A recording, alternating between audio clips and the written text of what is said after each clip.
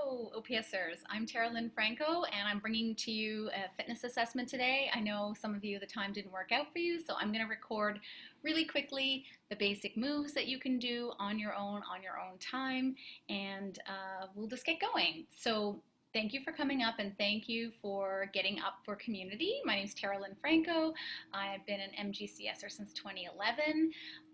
If you haven't already, make sure before you participate in any activity that you check with your doctor to make sure you're good to do that. I think all of you would be registered for GetUP, so no need to add an additional donation to do this video unless you'd like to. United Way supports so many in our local communities, so showing your local love does a huge part. Because of the pandemic, there's been a 40% increase in demand on social services, but also a decrease in 25% in donations that are made. So if you can add a bit to your donation, since we're very lucky to work for the OPS, that would be amazing. So if you are doing this assessment at home, I suggest you put on your favorite song and do a bit of a warm-up, dancey thing, and just get your body moving. Just make sure you get your shoulders moving. You can do shoulder rolls. I like to do little things like this because they're dancerly and they wake up your shoulders.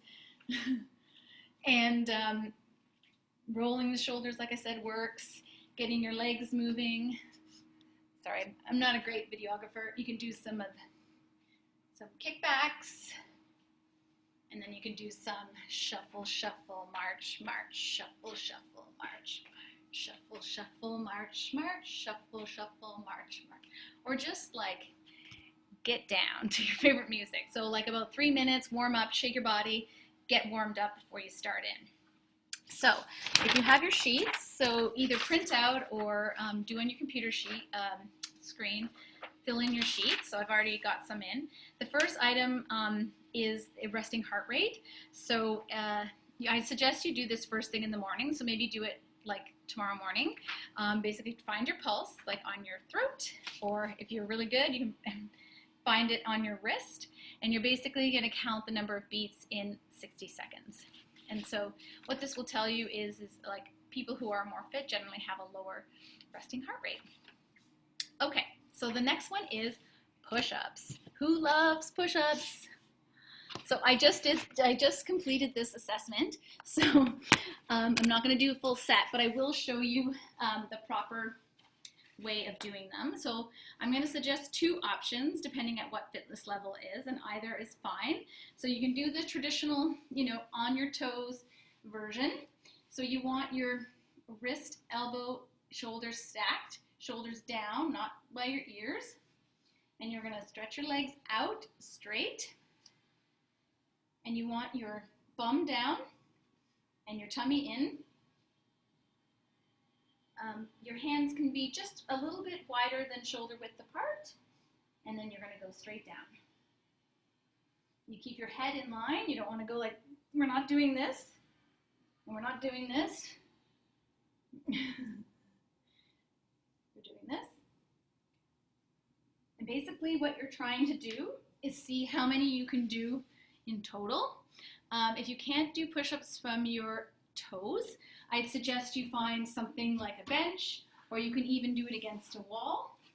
This way you can keep that same position in body, that straight, nice straight position, and do them. So this is the other option. So I'm on my toes, keeping my body straight, and I'm going down this way. So that's another option. Don't forget to breathe. So that's the push-ups. So next is the wall sit. So I'm going to set up my little, I need a cameraman. So basically find a wall or a post. You're going to put your body against the wall, your head against the wall. You'll see when I slide down. So I'm going to step out. And the idea is that you want your legs as close to 90 degrees as possible. Make sure you don't have slippery shoes. Mine are starting to slip. You want a slight, not a huge pelvic tilt so your back's completely flat, but a little bit of one. So you have a little, back is flat against the wall but not completely. And you want to rest rest your head back and your hands on your legs. And basically you're going to time how long you can stay in that position for. So that's that. So the next one we're going to do on the list is shoulder flexibility. So if you have a strap, this might be helpful if you don't have very good shoulder flexibility. But essentially what you're doing is you're going to take, so it says left and right. So if you're doing the left side, you're wanting the left arm up, and you put it up close to your head and down your back. And the idea is you're taking your other hand and scooping it back and then touching your fingers. And then you want to kind of measure how close your fingers are. If you're only to here, then measure the distance between your two hands. Sometimes it's helpful to have a strap or something. So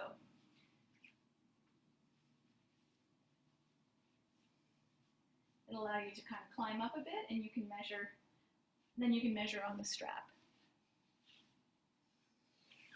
And then you want to do the other side as well. So again, reach up, bicep by your ear, reach up with the other arm. And you can see this one, I've got a little better flexibility. And so then I'm just going to measure, like, and say that my fingers overlap by an inch or so. And then you note that down. And then the last is a plank. Who loves a plank?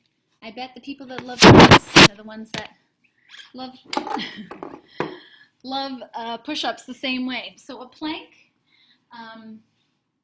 is not similar, but different than a push-up. But you want to have your arms in 90 degrees. Oh, I can't see my arm there. Let's see. Whoops. Okay, there we go. So you want your arms at 90 degrees. You don't want your head down like this. You want to push up. I like to have my hands together in like a little bit of a V. So there's a nice 90 degrees. You get your legs out straight. You can have them a bit far apart. You want to tuck your tummy in. I'm just going to do that to exaggerate. And your bum down. And then this is the position you hold. And you want to keep the legs, all your body is intended to be strong and firm. Like you don't want to rest in this position. And so then in this one, you're going to also count how long you can hold that plank position without dropping your waist or going like this. So I'm squeezing my butt and my legs and then holding my head straight. That's plank. Plank. That's pretty straightforward. So that's all the exercise parts of it. So then the next part is the measurement side. So again, figures. So you can use if you have a measuring tape like this, that's great. Otherwise, get a long piece of string, and then most people have these kinds of measuring tapes, and then you can measure with the string and then put this out and measure against that. So chest. So chest, I do it right across, straight across the nipples. Can you say that on camera? So you want it across your back. You want to make sure it's straight and just across the center. And have a relaxed body for these measurements. So then mark the number there. So that's chest. Waist, we're going to do at the smallest part. So my smallest part is up here. So again, measure the waist, and then waist at the belly button. I like to take 2 because sometimes that's where it shows. So and not sucking in my gut. So measure that. And then hips, I do the hips. I do the hips at the sort of like straight across the bum.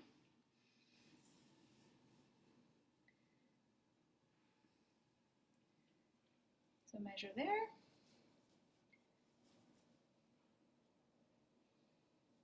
This will help you too for the online clothes shopping, just FYI. And then thigh, you've got a spot for both the left and right. So I like to measure it at the widest part, which for me is like right there. So again, just measure your thigh, both thighs. And then last but not least, this is harder to do on your own. So if you can get help, so flex those guns and then get that measurement of your gun size. If you have someone to help you, you can flex and they can measure for you. And then that's it.